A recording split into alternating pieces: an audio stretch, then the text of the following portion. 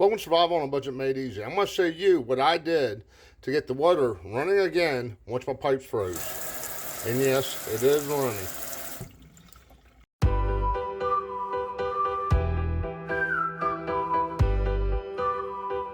Okay, now for some reason my outside faucet didn't freeze up. But the first thing I did was cut this end off the hose and put a female end on it.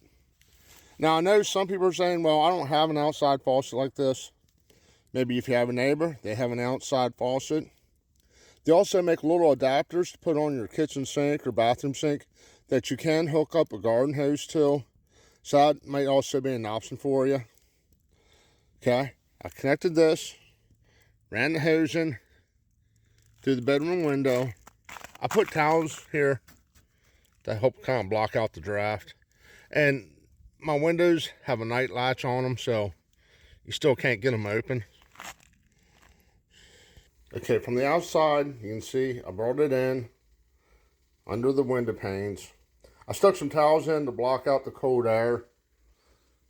I think there's a blue dog. Got all the extra hose laying here on the floor.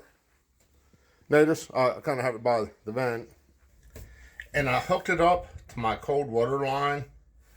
So now the water's coming through the hose in my cold return, or outlet, I guess I should say, and then through the house. The only pipe that I can't get working is the one toilet in the main bedroom. But other than that, all my faucets, tubs are working, not everything.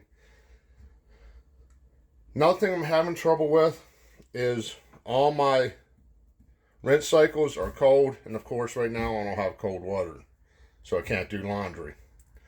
Hopefully this little tip helps. Do me a favor, click on that subscribe button, and as always, thank you for watching.